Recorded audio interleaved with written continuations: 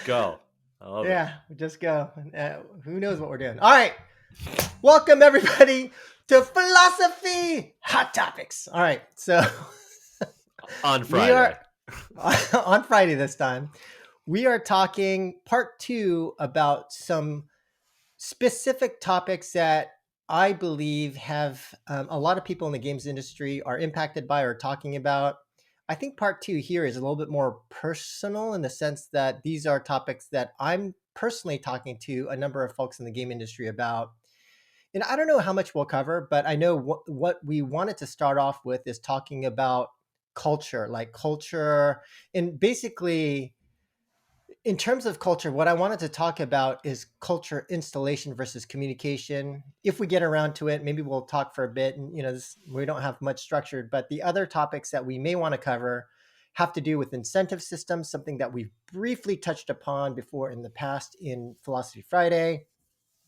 And maybe also, I think an interesting topic that we may want to cover has to do with how product driven should PMs be, or how well do PMs need to know product? We've talked about different kind of team structures and approaches to product management, but that might also be an interesting topic as well, because I have noticed in the industry, and we can talk about it later in terms of different types of product managers. There are some where it's critical to be as deep as possible on the game or the product that you're working on, and others where people don't know anything about the game that they're working on. So we can talk about that. But starting with culture installation versus communication, I'll give the setup, Brett, and Go for it, dude.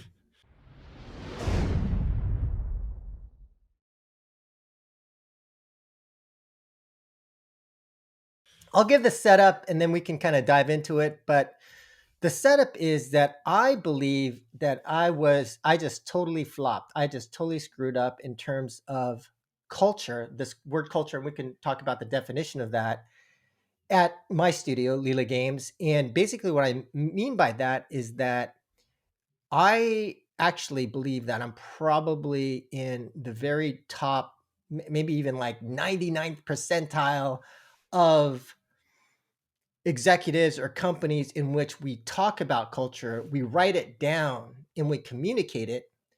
But I felt that the actual embodiment or manifestation, the actual acting upon what I was calling culture and our values was not being followed through. So if you went to employees at our company and you asked them about the culture, you asked them about the values, things like that, I think a lot of employees would be able to tell you what our philosophies are. They'd be able to recite a lot of things because we talk about it, or I talk about it so much. And I've given a number of talks about it, but I think the action, it wasn't just, it's walking the walk instead of just talking the talk. And so In terms I of felt you or in like, terms of other people? Like, were you in walking? terms of Were the the leaders? company. Were the Yeah, no, leaders no, dude. walking the walk or no?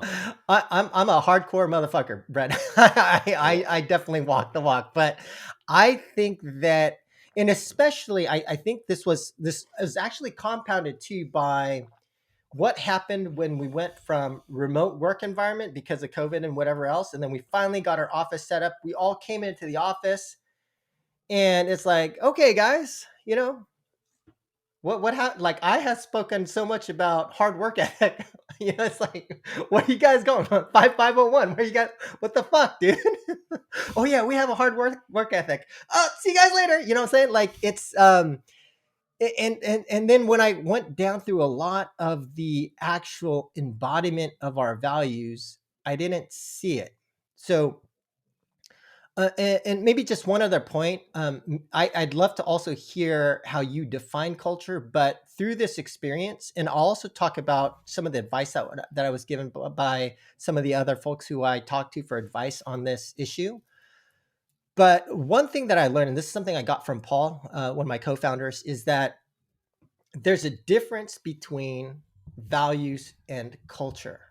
And so this is how I've now internalized the definition of values and culture. Values is, and so for us, the way we define values are the set of philosophies, practices, beliefs that we believe are necessary for our company to achieve success. And the culture is different.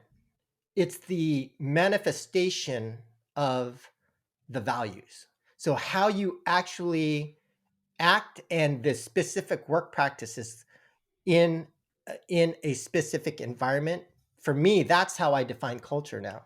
And I think that that also then must take into consideration the specific regional differentiation. So, we're starting an office in India, in Bangalore. There's even differences in India between Bangalore and Mumbai and things like that. But like the specific ways we implement policy and how we specifically do things in that office, to me, that's how I now define this word that we call culture. What are the specific policies? What are we actually doing in that office as culture? And values is like the set of beliefs. So we may actually, like if we started a second studio in Montreal or in Turkey or in the Ukraine or wherever, I believe that the culture is going to have to reflect some, not major differences, but some differences in terms of policies and things like that because of the local differentiation. But let me now, I've been talking a long time, so I'm going to shut up now, turn it over to you, Brett. What do you think? So, first, what's your definition of culture, and how do you think about this problem I'm calling like cultural communication versus cultural installation or the actual practice? Yeah, well, I was pretty excited to talk about this topic because I'm with you. I don't know if I'm gonna say I completely failed, but I've definitely struggled in the last year and a half to have the culture manifest across the whole organization. I think that's probably the best way I can put it. In terms of Yeah.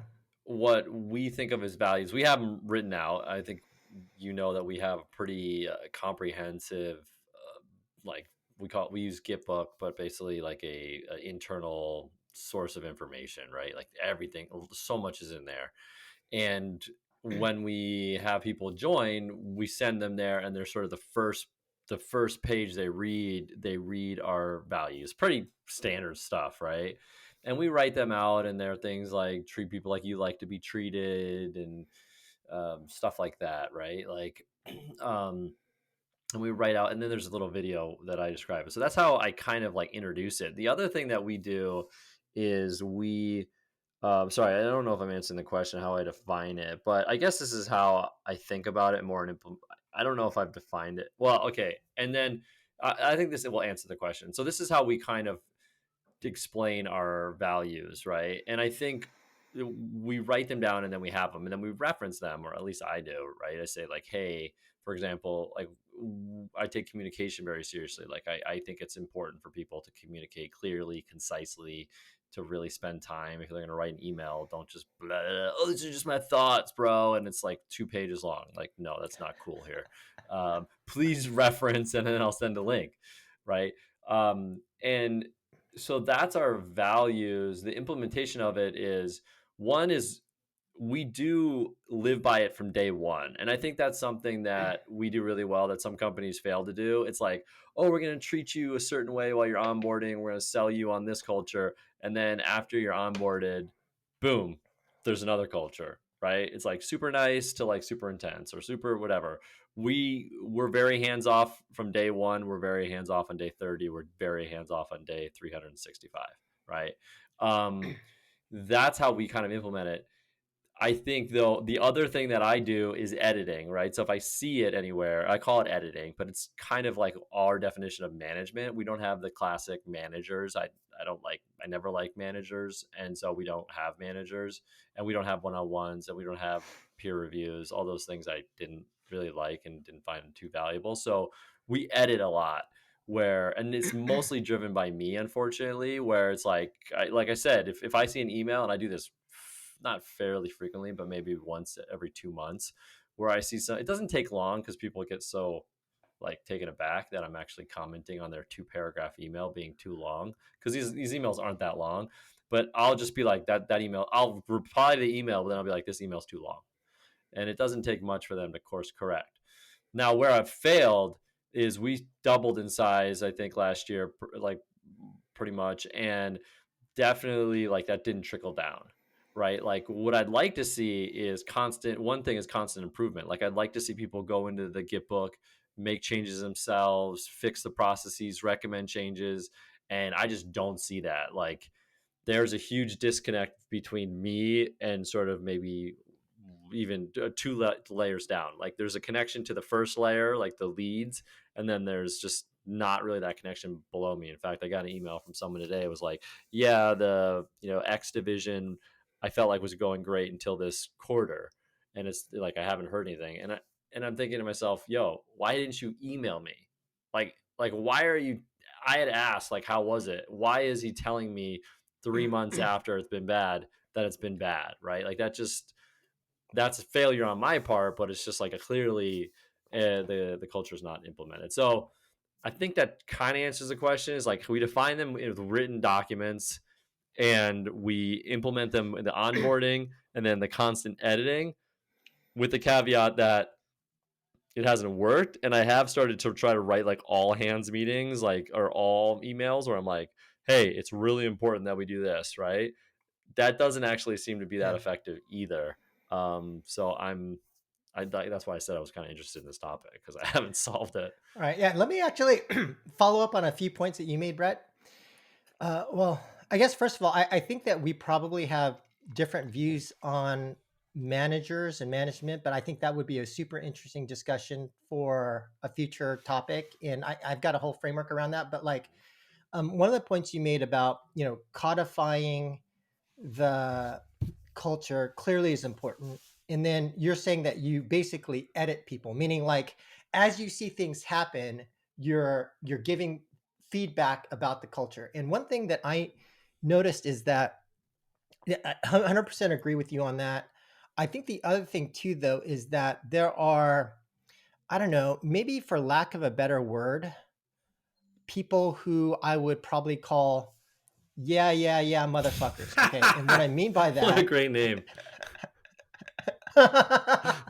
what I mean by that is like you can codify as much shit as you want, right? You can make it simple, you can make it long, you can like make it clear, send them a fucking, did you read this? Did you Yeah. read this? Did you read this? And they'll be like, yeah, yeah, yeah. Yeah, yeah, yeah, yeah, yeah, yeah, I read it. Yeah, yeah, yeah, Yeah. I Yeah. read it. So But then we they'll do the had opposite, is what you're saying. Yeah. yeah. Okay. And some of them may have even Right. read it, Yeah. but that we had a couple leads who we let go of where, you know, I asked these guys 5 times, did you go through the values document? Yeah, yeah, yeah. Okay, let's walk through it. What is this? I don't know. Yeah. Like motherfucker. Right. God damn it. Yeah, yeah, man. And then we actually also just recently we let go of someone after they were on the job for 2 days. Oh, that's And it awesome. was kind of like a That was mutual awesome. because they came to the company and I was like, dude, I talked to you about the culture. They're like, yeah, yeah, yeah. I didn't know this was for real. It's like what?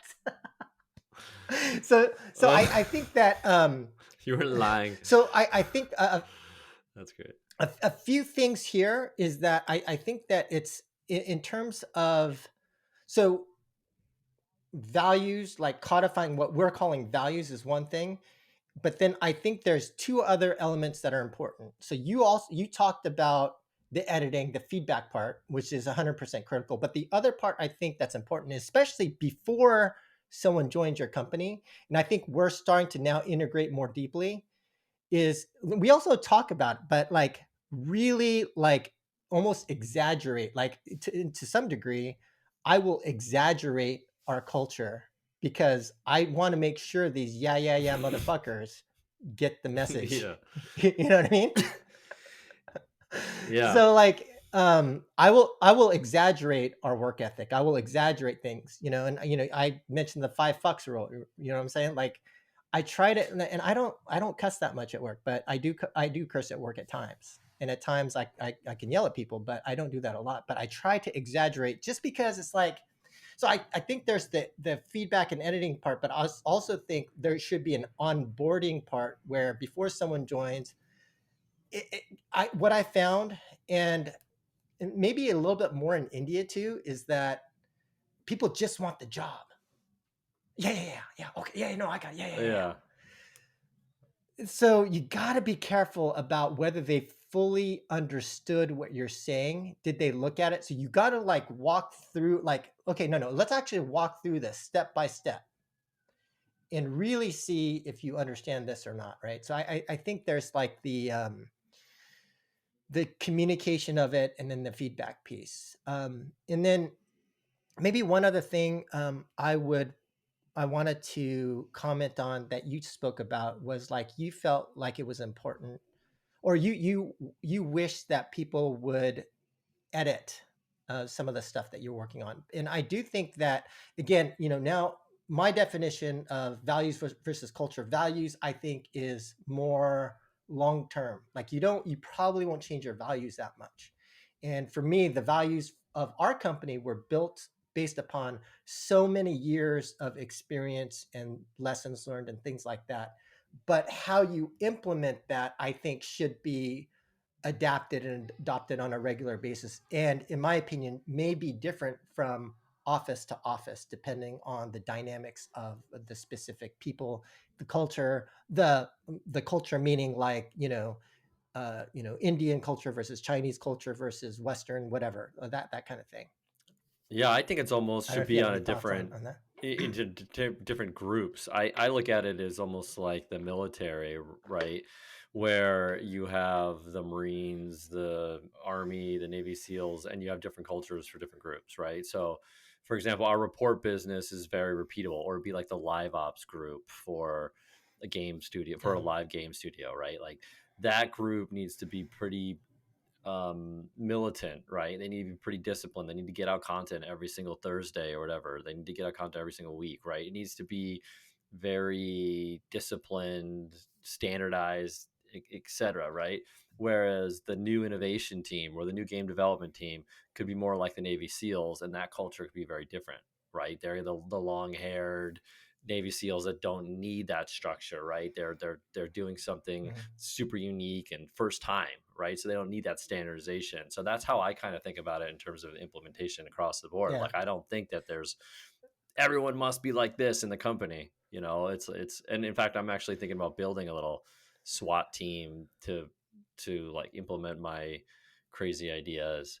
Um I think what Yeah, I think that's important. What you're saying is important. The situational context, right? Making, like, if you have values, how you implement it policy wise for different groups, experts versus novices or whatever. I definitely agree and I with think you. that helps because it makes sense to the employee, right? Like we're like this because we release a casino report every third Thursday of the month, right? Like that's what we do. So Yeah. we have to be like deadline based, etc. Whereas my other divisions, where it's like, okay, you're more exploratory, or we've never built this new web app before, or whatever, we don't have a deadline. Yeah. We just don't have a deadline because I've never done it Yeah. before. So like, Well, how am I gonna? I'm just gonna put. I mean, we've debated deadlines before, but like, so it's just like it's situational context exactly, and making it make sense to the team that like this is why, right? And I think that helps a ton because you're not just like this is the culture. It's like no, this is the why yeah. behind it. This is gonna help us make money. This is gonna help us do better. This is going to help us get a report out every third Thursday or whatever it's going to do. It's going to get our live ops to be at a certain cadence that we think we need to keep engagement, things like that. Yeah. I mean, maybe even another specific example just to drive the point home for folks would be, for example, let's say you have as an objective of the company, code quality was important and you have a team of engineers. And so like one policy or cultural manifestation in an office of like, let's say junior engineers could be like, we're going to have this practice around pair coding, right? And so everyone needs to pair code. There needs to be a more formalized system of code review. But let's say you have a team of 15, 20-year vets, right? Yeah. And you've got this small Navy SEALs team. It's like, hey guys, we are going to implement, pair Yeah. coding. And then these guys are like, what? Yeah. Like, come on, what I'm saying? So yeah, I think that would be another specific example. Yeah. And or But people to people. And what I think we're kind of both sharing as a problem is what I would sort of describe as legacy culture. Like they come to your company, right? Yeah. And each company is different, and some companies are more different. And Liquid and Grit is extremely different, right? Like we do a lot of things Yeah. different, and Leela Games, I think, is very different as well, right? Like I maybe wouldn't Hmm. say Yeah. extreme, but it's pretty close to extreme, at least from my standpoint. Yeah. And what happens is you're like, hey, this is how we do, like we do, like this is how we interview, right? This happened a couple months ago. I think I mentioned on the podcast a while ago. I was like, this is how we hire, right? We don't interview because I don't want you, who is our lead writer, spending time interviewing, right? And because I just don't think it's going to add. And literally 2 months ago, this guy's been with me like 2.5 years. I mean, he's awesome. 99% of the times awesome. He's like, oh, I think I was going to have phone calls. I saw him say like he was setting up phone calls with these writers or something. And I'm like, why? Mm. Like, but I actually, and I didn't, that tone's not correct. It was more like why, because I was curious, because if you think that there's a way to improve the process, I'm totally for it, Hmm. right? Like great, make a suggestion, let's test it, let's go through it, let's iterate on it.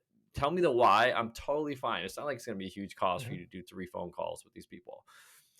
But don't Yeah. just go do it. Don't just go do it. You're not telling me, so you're not improving the process. And then I asked him, he's like, "Oh, I thought it would cut back in time."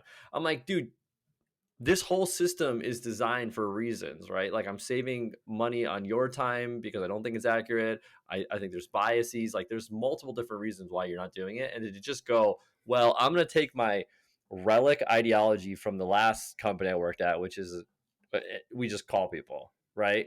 And I'm going to bring it over to this company. And I've done that too, right? When I left Zynga, that was really hard because Zynga had a very different culture. I would say almost to the point of Hmm. extreme. And when I went to another company, it was like, oh my gosh, I have to shed all of that. I have to shed like the bluntness, the numbers driven approach, the intensity, like the lack of EQ. I have to shed all of that and go the opposite direction. Right. I mean, there's a lot of great things about the Zynga Yeah. culture, but there was also a lot of things that were just so different from this other culture I joined. And I got myself into trouble. Right. And I think that's what we're seeing, right? It's like you got to shed all that. And especially when you're at like a company like Liquid and Grid, Alila Games, because it's purposely different, and it's very important to the Yes. company to be different. Like that is your sort of competitive edge, right? It's like if Leela Games is like every other company, then it's just a small gaming company. That's all it is, right? I mean, Right. so the fact that you're different is like very important. Yeah. And maybe the other thing to talk about here is like, how do you solve this problem of cultural installation?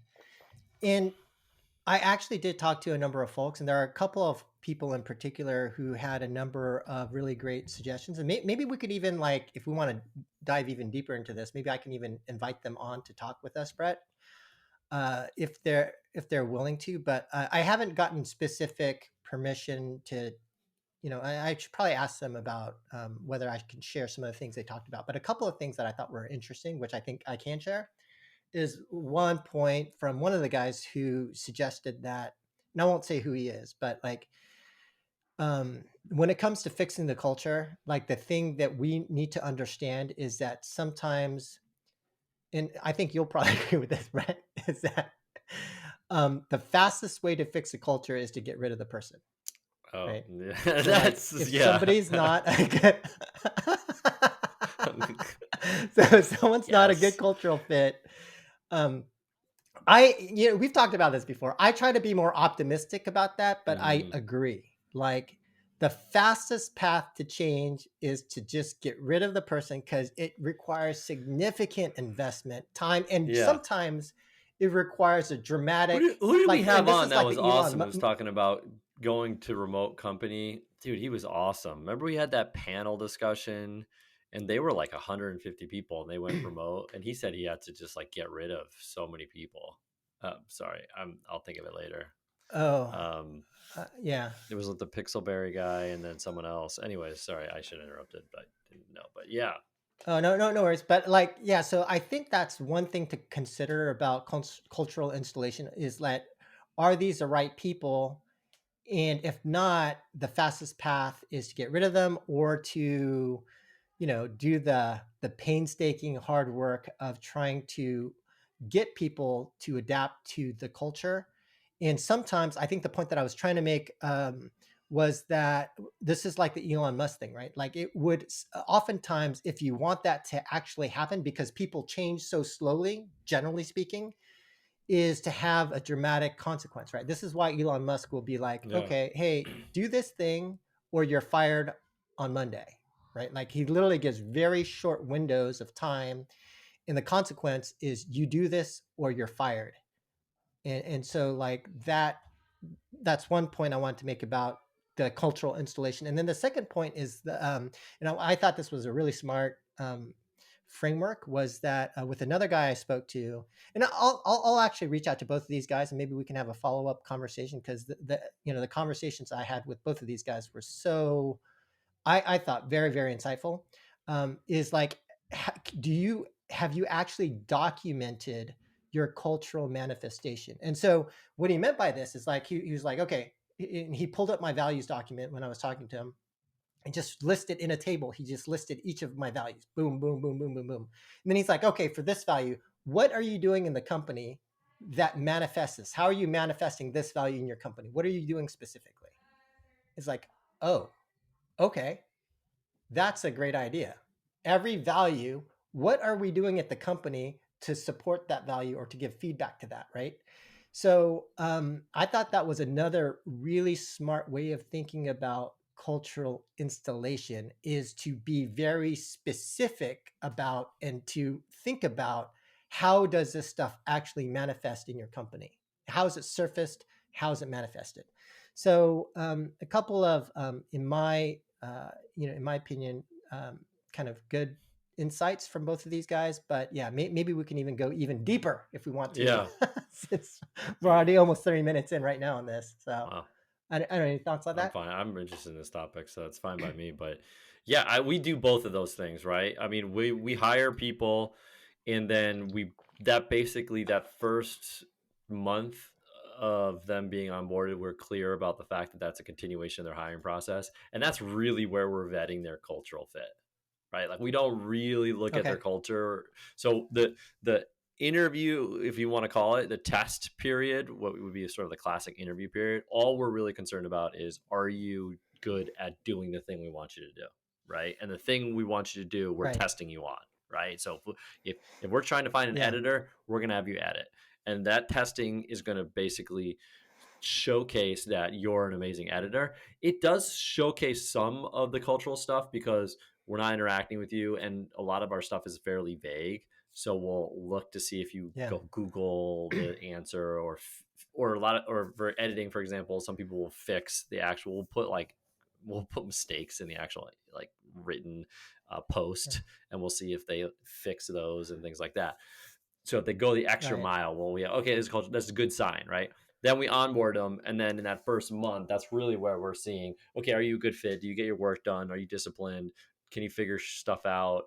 Uh, do you are you okay with the fact that we don't have happy hours and talk about your weekend and all that stuff, right? And that's where and then we let Yeah. people go.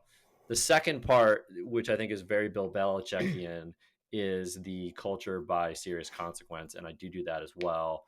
If you don't, I just let a lead go last week because she wasn't fitting because she wasn't not let go. I stopped her contract, but she wasn't she wasn't fit for the culture, right? And it's just, and that's what they talk about Bill Belichick. Like he doesn't yell a ton. I know there's some videos where he does yell. I think but he's generally, actually, there was a PM at Rock U who played for Bill Belichick and Harbaugh, and he said Harbaugh would scream his head off all the time, right?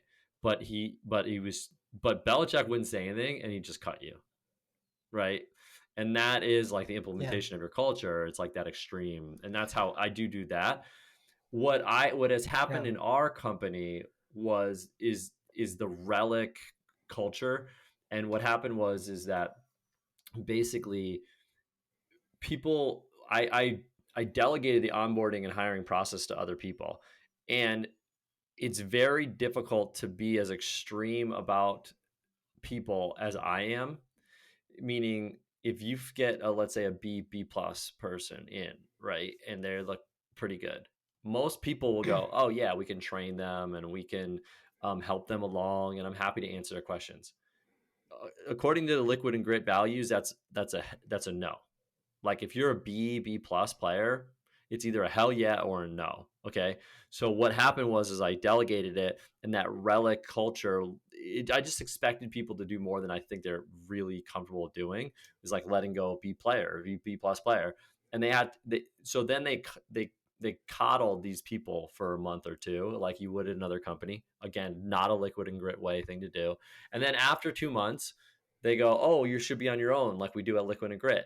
Well, now you have an on your own person who doesn't like being on their own, who's a B plus player, and now you have 10 of them, right? And then all of a sudden we've got these 10 people asking a ton of questions, not figuring out shit on their own, not editing stuff, not looking at our documents, bogging down everybody, right? And I mean, ultimately it's on me, but I think that's kind of what happened was that it's like if you're going to be extreme with stuff, it's when you hire, I think it's hard for us as leaders to expect that kind of extreme thought process from people like below us in the organization, because I don't know, we have extreme thoughts, you know what I mean, JK? Like your thought of work, like Yeah. it's sort of like once you can that off to like the hiring manager or something, they're like, yeah, but JK doesn't really mean that, you know what I mean? Like it's like that, it just like gets watered down a little bit, I think. And Yeah. then yeah, um I think that's what happened. Well, let me follow up on a couple of points you made. So one thing in terms of like, and we've talked about this before, the fire and ice approach, right? Are you cool and collected? And by the way, Elon Musk also talked about, does he yell a lot? And he said that over the past year, he's rarely yelled at people. And one thing that I think about is that I think it's also situational. So Harbaugh, in my opinion, one of the greatest football coaches, you Oh know, gosh, e- no, ever, no, in my no, opinion, in my no, opinion. But no. but he has. But Harbaugh, look at his turnaround Harbaugh. at. Oh God, Yes, JK. yes. Okay, all Look right. at his turnaround Let's at not. UC San Diego and at Oh Stanford, God. and God. his first 2 years with the Oh, Niners. What I mean, that's very oh impressive. no. Oh Anyway, let his record speak for itself. God. Okay, now is he Harbaugh. underperforming a bit at Michigan? Maybe, but here's the thing. So Harbaugh has often worked with people who are not pros, right? He's had to take underdeveloped people and figure out how to develop them very quickly. Fire. If you're working with pros, you don't need to have that much fire. They kind of get it. And you can just say, dude, you need to fix this, or we'll cut you. But I think when you're working with underdeveloped people, it does require a little bit more fire. It does require you to get messages across through exaggeration and extremism. And so I do think that's a difference. I think that if Harbaugh with the Niners, was he yelling a lot? I don't know, but I would guess he was yelling a lot less and more ice than fire with the Niners, for But I guess example. what is more extreme? Um, Like what is more extreme thing? I'm gonna that's the yell same. at you, or if you don't do it, I'm gonna, I think they're both the or I'm same. gonna calmly say, if you do not do this, I'm gonna fire you. See, I think it's the But same. that's It's what he just wasn't that saying. That the he was saying that Harbaugh would yell at you. Okay, he'd yell yeah, at you yeah, a lot. Belichick would be saying, "If you don't do this, I'm gonna cut you." yeah. Calmly, like that But was difference. was he a 5-star recruit from like a powerhouse high school with pro coaches and he knows everything, or was he an underdeveloped guy that needed more coaching and training and needed that extremism to get the message Well, across? That's we could go again on my and on. theory, This is but probably a that's separate podcast because yeah. it's situation. When you're in college, at least Yeah. before they had the transfer portal, players didn't have any power.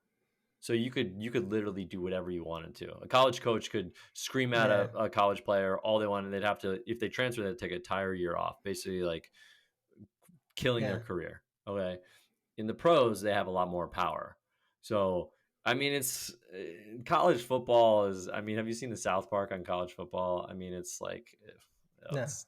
I mean, It's hilarious. I mean, you Okay. basically don't Oh, have any and power. one You're of the like taking advantage of kids. uh, Like you're just taking advantage. These kids, right. sure, you give them a scholarship, but they're barely going to class. So you can scream at them all you want. They just don't have a lot of optionality. I mean, but yeah, I mean, back to the point is like, is it, I don't, back to the point is that you have to be really intense about implementing it, I think is the point. Because I remember when we were Yeah. smaller and I would grill people on emails, and I just remember people being like, thinking, dude, this guy, I literally email him once a month and he's telling me it's too long, and my email is 2 paragraphs long, right? But I'm like, dude, if I let that slide and I let the next guy slide and the next guy, which is a very Steve Jobs type of perspective, right? It's like B players hire C players, C players hire D players, right? It's like the little that you give bleeds into the organization and compounds over time, right? Like when you just give that little, like, Yeah. oh, it's no big deal, we'll just keep that person who's like a B player in that position. That B player hires the B minus hires the C hires the D. Or, oh, I'm not going to mention that about the email because it's kind of awkward, whatever. That email becomes 3 paragraphs to the 5 paragraphs to the 10, and all of a sudden you've got all these crappy emails going around the whole Yeah. organization. Yeah. I mean, it's the Yeah, Jocko philosophy of the job of the leader is to maintain the standard of performance. especially, and I think, But let me yeah, also. Oh, go ahead. well, especially I think a lot of things get Yeah. like Go ahead. get overlooked because you're small, right? So you're like, it's no big deal. We're 5 people. And I'm like, no, that's not what you want to do, because when you get to 20, it's so hard to change, right? Like you can't wait till you're 20 to go, wait. Like, don't schedule really stupid meetings with everybody because we're 20 people, right? Because you're now 4 times the size. You got 4 times as many meetings. You've got to do it from day one, if you're a small company, I think, like you guys are doing. Right. Yeah, and maybe the one other point I wanted to follow up, which I think is an important one, is the point you raised about how culture for you starts at the recruiting phase. And this was another point that one of the guys I talked to challenged me with. He's like, is your is the source of the cultural problems you have also rooted in your recruiting process? Are you doing enough in terms of the filtering in the recruiting process to make sure you're bringing on the right people? Which I thought was a really important point. Now, we actually had implemented, and actually because of you, Brett, because I remember you had on your Liquid and Grit podcast, you had interviewed Nico Vuori, Mm-hmm. who talked about PBI, performance-based interviewing. And we had, after I'd listened to that podcast, we had implemented PBI-based questions, or at least I have, in our interview process. But then one of the other things that he mentioned, which I thought was really cool, is he walked me through the STAR interview process, which is, and we're just starting to look at that now and starting to try to integrate some of that. So we haven't done it yet, but I really like the framework in terms of like for the values of your company, like having a set of questions to test for some of that stuff. And again, we're just starting to look at that, but I do think that's the other thing that companies and executives should look at is if you are serious about the culture. And by the way, I did run a CEO survey last year about what is the number one priority of a CEO, and it was dramatically culture, right? So clearly everyone thinks it's important. Well, not everyone, Yeah. but many people think it's very critical.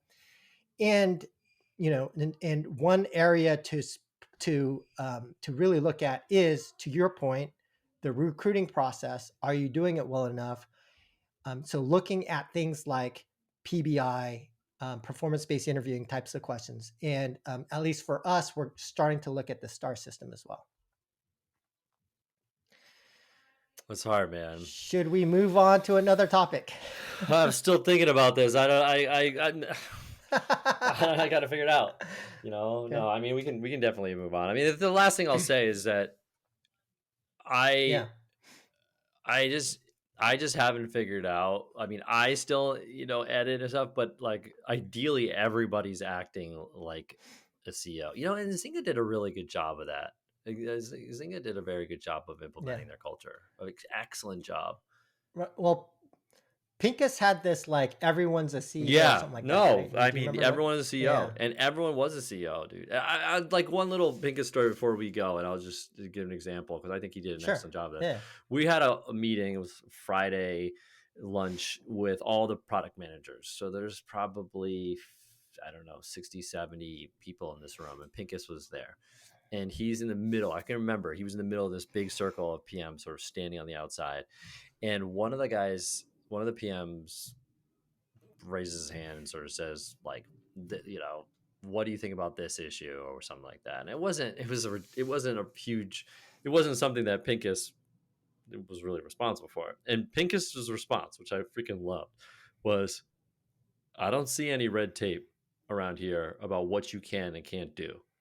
You're the leaders of the organization, you go fix it. Like, why haven't you fixed it? yeah, What have I done to make you think that you can't go and fix that? What part of our culture makes you think that that isn't a problem that you can go solve? Like, why are you bringing that to me? Right? You're the product manager of this organization, and it was like, whoa, like that. I loved it, you know, and it was just an okay, awesome response because it was like, go fix it, dude. You know, like, why are you bringing that up? yeah, Not, he wasn't like he did it much more eloquently. I mean, not maybe eloquently, but he more clearly than I am. But his main point was the same, which is, you're yeah, bringing up something that I've made it very clear you can go fix. If you think that's a big issue, go do it. Go fix it. You know, we'll reward you for it. You'll get a big bonus and all this other stuff. And there's no red tape. Nobody's saying you can't do that. You know, so right. So maybe we hit upon one more topic since we ran so long on culture, and so that would be. I think we should talk about incentive systems, and I'll which I again, think goes maybe hand I'll in tee hand. I up think that's the. great because I mean, I actually was It does, thinking it about does. like Yes, incentive I think systems. we Like, did. why would anyone, you know, comment on my work, right? Like, that's what I ask them to do, but there's really a lot of Right. risk, right? I mean, they don't know me. Right. So the setup for this is that we are seeing, especially in the current environment. Now, we talked about global recession and potential macroeconomic factors in the last podcast and how that might make things a different situation. But the current situation from an employer perspective that we're seeing is that even at startups, I'm even seeing people who are one of the first 10 employees jump within a year, right? Because the job market is so hot right now, especially gaming super hot. And I think we have talked before about this notion around incentives. How do you create a system of incentives to really promote the behavior, the culture, the values that you want to see manifest in a company? And I know I've talked about this before, but let me also bring up a couple of quotes from Charlie Munger. Some people don't like Charlie Munger. I think Charlie Munger is great, very insightful. But one of his famous quotes is about incentives, and he says, "quote Never ever think about something else when you should be thinking about the power of incentives." So he's saying power of incentives is very strong. Further, well, I think I've been in the top 5% of my age cohort all my life in understanding the power of incentives. And all my life, I've underestimated it. And never a year passes, but I get some surprises that pushes my limit a little further. So, main point being, what we're seeing today is we're seeing a bunch of people jumping. We're seeing kind of comp go crazy. So then how do you create a system within a company to align employers and employees in the same way, and to help incentivize people to stay at a company for a longer time or to support the values of the company? And one thing, I know Paul, Brett, for the audience, Paul is my co-founder, and he's a crazy bastard. And so one of the things that he's done is, like, for a specific role, he pulled all these resumes, he put them on a fucking Miro board, and then he like plotted like career progressions. I'm like, what is this, dude? But it's actually really insightful in that you see these people, and you see for a specific role, like typical career progression paths, and people just jumping every like within about a year, right? And so clearly what we're seeing is that in the current job market, in the current environment, and not only for India, but for the West, these people who are just jump, jump, jump, jump, jump, because it would appear that whatever incentive system, and they're jumping so much, I don't think it's the company. I think it's the system at the companies to incentivize them to stay. But I don't know. What do you think, Brett? Uh, yeah, that's a tough one. I would say Yeah. another area of weakness of mine is incentives, at least monetarily. I guess that's the first thing I would think about is how do you I would think more broadly in terms of incentives. Okay, a couple actually I do have a couple thoughts. Okay. So one I think more broadly in terms of incentives, right? I think to me money incentives or salary is sort of like um releasing a sale in games, right? It's like very easy product management. It's not that creative and it kind of works to a certain extent, right? Like it has a short-term bump, right? Like when you pay someone, for example, like when we got paid at Zynga, wild bonuses like 50% with stock and salary bonus, like it almost became standard, and that's what they say about bonuses. Like it almost becomes in your mind that you just like normally get it. And so that's the first thing I would think pretty widely. I mean, there's flexibility in work, there's flexibility in location, there's medical, there's dental, there's ownership, there's autonomy, there's tons of different things that you can, there's happy hours and culture, right? There's like so many different things that you can offer as incentives. The level ups, titles, right? That's a great thing to think about.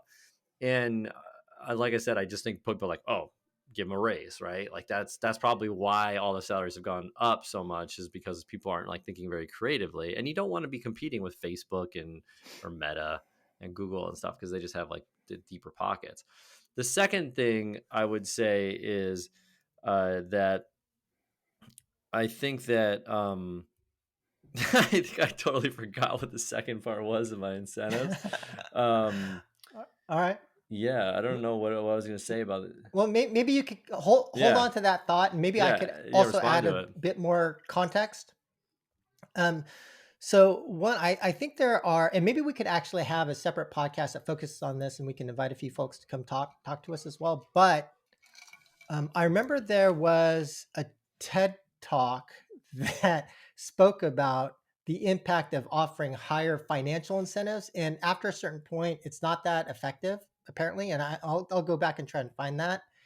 But also, when I think about India versus China, I do notice a pretty dramatic difference in the way that incentives are structured.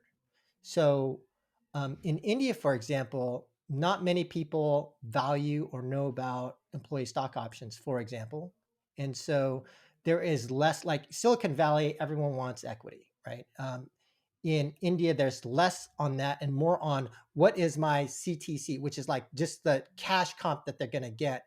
And I think the culture right now, or the current environment in India, is basically I'm just trying to get step ups in the cash that I see in my hand, in my pocket every month. So they're going to try to max out their cash comp, and then they don't even also, they also kind of undervalue equity because they're, in their minds, they think after a year the easiest way for me to get an increase in salary is just to switch companies.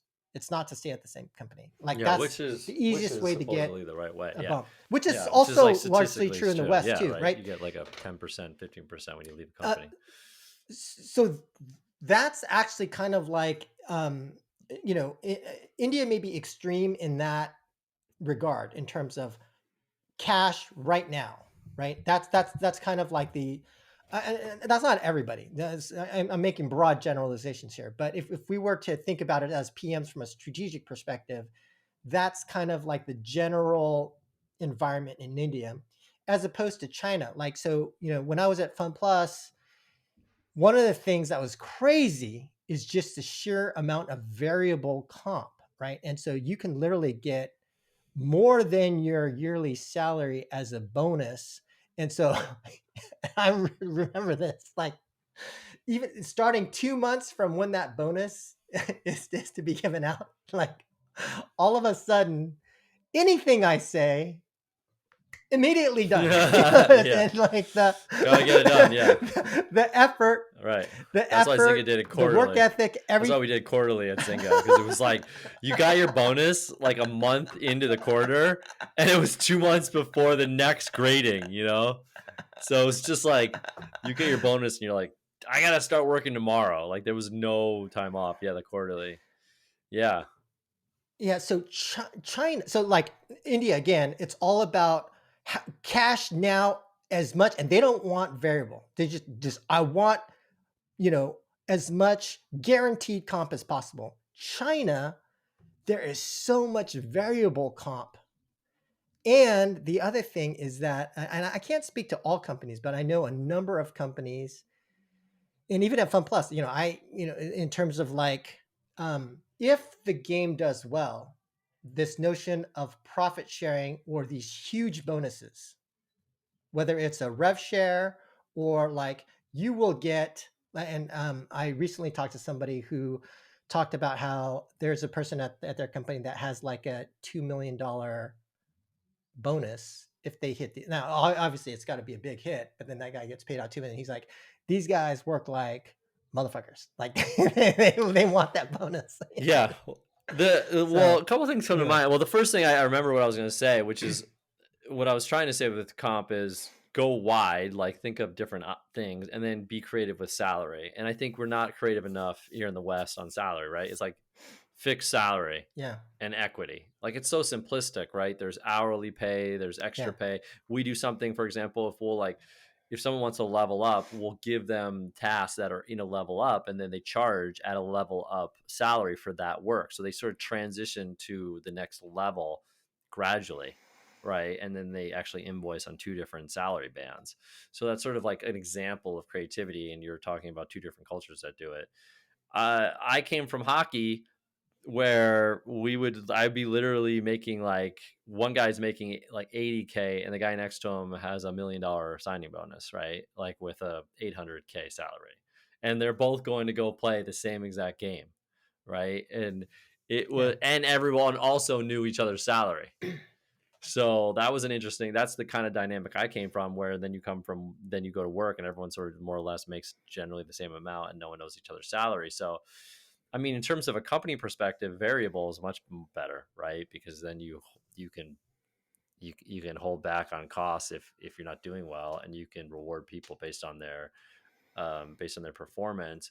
We don't do bonuses. I think again, I stay a little bit away from them only because I feel like my hypothesis is that people want to work, and I feel like some of these things are short term and short lived. Like you get these people who get $2 million bonuses, yeah, but they burn out, or right after they get a $2 million bonuses, they're like, well, what's the point now, right? So for me, it just in my experience with Zynga, for example, like once the table turned on Zynga's equity, I mean, everyone was boom, boom, boom, boom, boom. Everyone left, right? Not everyone, but let's say like a ton of yeah, people left. So does it work? Like I as long as things are good, it works, and that's not exactly a good system, right? Because you don't yeah, want everyone just to jump ship when they know the money's gone. So that's why I've kind of stayed away from it.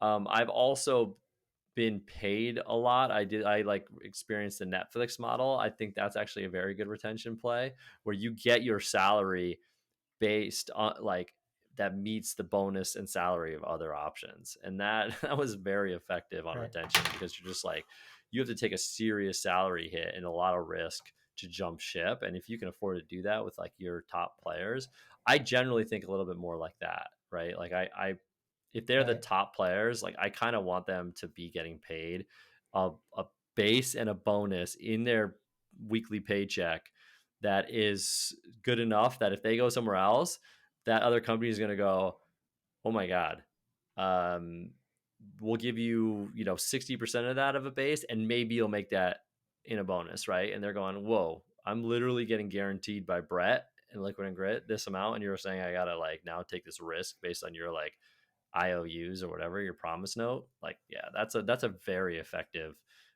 salary incentive structure I found. But I don't think I think yeah, what I think the difference is is I think a lot of people are giving that on day one, right?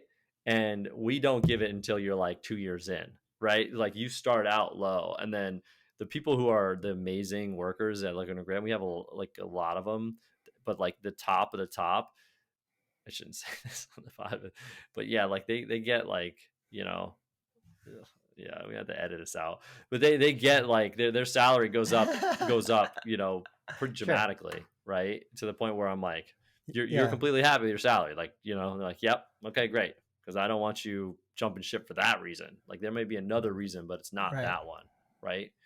Um, Yeah, I think it maybe it to the point that we've already underscored quite a few times around situational context, right? Like variable pay probably depends on the kind of what the employee is expecting, what they're willing to accept. Variable pay in India, for example, just because it's not done a lot, people are going to want more. And also, is your company even set up to do variable pay? Meaning variable pay tied to specific performance that is well communicated to an employee and is also evaluated fairly?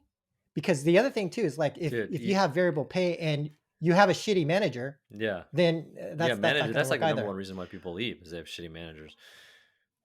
I can I jump in here? The So one yeah, thing I just had a yeah, please vision because jump. this is what I think is ideal. Like I'm because Yeah, we have people like people like crap on millennials, but we have great workers who are millennials. But a lot of times I'll be like, "Hey, do you want to work an extra week?" And they're like, "No, I just want to work 3 out of 4 weeks." But they're amazing, but they only want to work 3 out of 4 weeks a yeah, month. But they're amazing, right? What I think is probably ideal, I'm going to see if I can build this, and I'll maybe report back. Is like a spreadsheet, right? Where you're like, okay, you're a 2000, let's say you're worth $1 million, right? And then you have like these yeah, inputs, and it's like 3 days off, or let's say, you know, days off, and then you can like toggle it. Medical, you can toggle it, like, you know, bonus structure, you can toggle it, and then it just like changes your salary based on what you're interested in, because like you said, I mean, everyone's different. I'll have millennials be like, I don't care about medical. In fact, most of the people I have don't care about medical, right?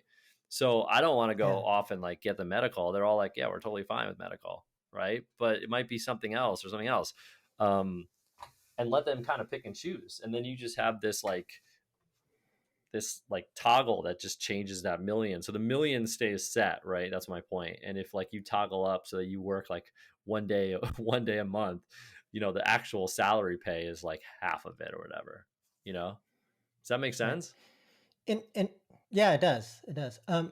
And maybe the one other point I wanted to bring up in terms of incentives is, and I do think we should probably have another talk on this to really break it down in more specific depth and talk about different ways of approaching it. But and I may have talked about this before, is that understanding what the employee is looking for, right? Because there's going to be some employees who just want financial gain. We have a number of employees who their number one ask was, we want we want more training. Can you build a training program for us? And that's, you do that, we're not going anywhere. It's like, okay. I mean, and we do have, and so we're actually formalizing more rather than making more informal, like specific. So we do have like a skills development matrix and things like that, but it's not. We don't have it manifested in terms of here is a curriculum and a class and recording like classes and having specific like materials and things like that, rather than teaching them kind of in the moment and things like that. So I would say that maybe the other thing to understand about incentive systems is to have a utility belt of different types of incentive structures or things that you can give to employees that might be completely financial related, that might be variable, um, equity related, or whatever. It might also be skills development. It may be the ability to lead a certain project, or it might be other things that, because everyone's different and different employees may be looking for different things. I think the system that you implement and the specific way in which you create these incentive systems for different people in the company will be important to retain them, or to get them to act in the way that you want them to. And that's I think the other part we didn't talk about is then also systems of incentive around behavior and culture support, but maybe we can save that for another time.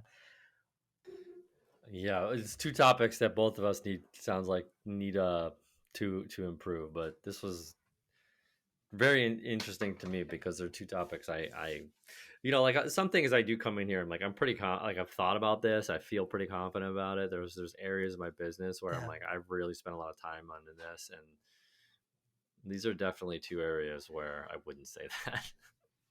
I wouldn't say that, Well, like, and yeah. clearly incentive systems is something nobody's good at, right? Like, I mean, we're seeing some of the best companies, like literally the best companies, lose people even when they, like in one case, I know that to retain one person at a certain company, I won't name the company, they had to 5x this guy's salary. That, then And this is a company that pays well. What I mean? yeah. So anyway, Yeah, that begs the question of whether it's possible. I think there's some of that too. It's like, especially when you're small, it's like if somebody leaves, there is an right. element of overreaction, right? I mean, people just leave, Yeah. and they're not necessarily going to tell you the real reason they left or this and that, right? So I think preparing for people to leave is also really important, and being okay with them leaving is something that you just want to try to build in your Right. systems, because no retention system is going to be flawless. Ours is actually amazing. Like we honestly have had like one regrettable departure in 6 7 years, which is kind of insane to think. um, Right. but we're you know, but you got to be prepared. Like you just got to be Yeah. ready for it. But um, And another future topic before we close here, just so I don't forget, is to your point, like one of the other things to think about when it comes to like whether it's incentive systems and things like this are like also this notion of anti-fragility, which we should save for another topic on another day. But like, how do you design your company or your team to be anti-fragile versus being highly optimized? But you don't that is a want the great departure of one that person is to a just great totally topic. fuck you up. That is an amazing topic, and I'll tell you because it's so under thought of. It's just like humans in general, right? Like we are always Yeah. thinking of like the small optimization and never like the black swan event.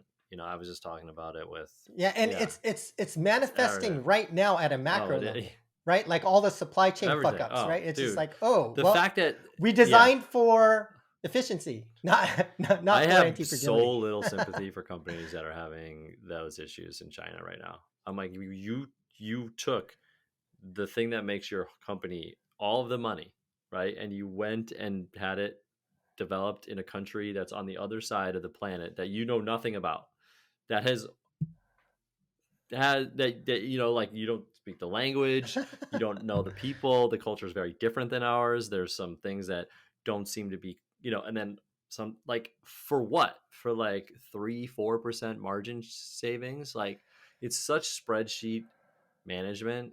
It makes me sick. Like, it's funny, I was at Phil's, Phil's Coffee.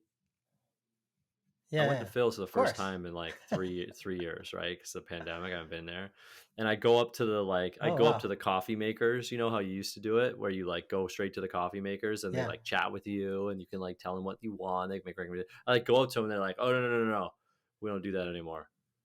You go over to the cashier." And I'm like, so instead of doing the bank teller split line, right? I go over the cashier, like, and I don't Yeah. have a great conversation and unique relationship with the person who makes my coffee and like customize it. Like, no, no, no, you just go pay, right? And I went over there and I was with a buddy and I go, I bet you something changed with ownership. And I went over there and I was like, has something changed with the Phil's ownership? He's like, yeah, the original owner of Phil's is very, like, I guess he's very ill, unfortunately, and he's no longer like working on it, and we have a Uh, new owner of the company as of like 2 years ago. And I was like, I knew it, dude. It's like it's such Excel management, right? Like, oh, we could improve efficiency yeah. by having people go to the the cashier, right? Like, we'll look at it, we'll Yeah. save 1%. But you've taken away what's so unique about Phil's. It's like, I mean, obviously the coffee's Yeah. great, but like that like direct communication with the maker of your coffee, just gone. just like, let's just Yeah. get rid of that because we'll get Okay. 1%, you know? And it's like, God, this like Excel spreadsheet management decisions is so bad. Okay. All right. Anti-fragile team structure, future topic coming Yeah. up. But yeah, I think we both got to bounce right Yep. now. For anyone else who has made it this far in the conversation, Email us. thanks for sticking Email with me. us. And we will catch you next time. Yeah. Email Brett. Don't email me. I got way too many emails right now. All right, cool. Thanks, All right. Brett. Thanks, JK.